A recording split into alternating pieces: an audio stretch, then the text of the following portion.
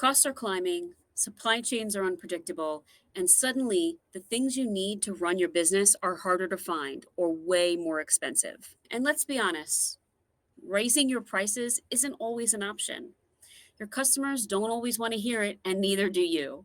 So, how do you keep quality high, productivity strong, and keep your margins intact without making cuts that hurt your business in the long run? That's exactly what we're going to dive into today.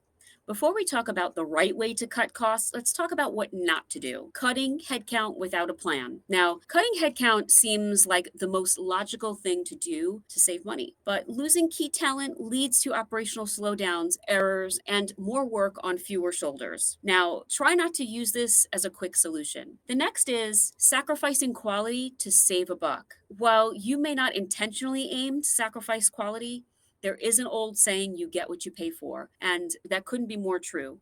Cheap materials, unreliable vendors, or cutting corners can actually hurt your reputation and drive away customers.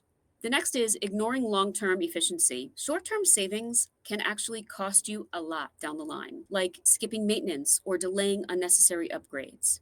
Instead of risky cuts like the ones that I just mentioned, let's focus on strategic ways to cut costs while keeping your business strong. Here's how to tackle this. First, optimize your vendor strategy. Negotiate pricing. Vendors are feeling the squeeze too, and many will work with you. Consolidate orders and or find where possible to partner with other businesses to get that bulk pricing. We see this a lot on a large scale. Large organizations often buy shared resources like logistics, procurement, or technology platforms, which allow them to negotiate better deals with suppliers and optimize operations across multiple companies, especially during economic downturns where cost cutting is a priority. Audit your vendors. Are you paying for services that you don't actually use? If yes, then maybe it's a great time to renegotiate or eliminate those contracts altogether. The second is streamline internal processes. You knew this one was coming. Efficiency, believe it or not, is the best cost cutter. Are you wasting time on redundant tasks? Automation can reduce manual work, freeing up your team for higher value tasks.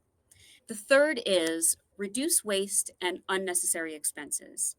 While this may seem obvious, it's worth mentioning. What subscriptions, tools, or services are you paying for that aren't actually delivering results? Look at energy consumption, materials waste, and unused inventory, which I will cover in another video at another time. All of these small savings can actually really add up.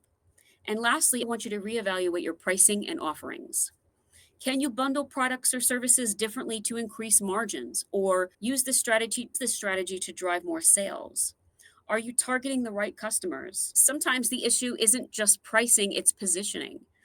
Since cost cutting is a short term fix, let's talk about how to build a business that isn't constantly chasing lowering expenses. I want you to think about diversifying your supplier base. Don't just rely on a single vendor. This applies to every aspect of your business. Have backup options to keep your pricing competitive and having alternative options in case your first or second choice isn't available to provide the goods you need when you need them. The next is invest in scalable technology. The right tools can reduce costs over time by improving efficiency and reducing errors. Next is build a stronger customer relationship. Loyal customers are more profitable. Focus on retention over constant acquisition. Cutting costs isn't just about survival, even though it can feel like that.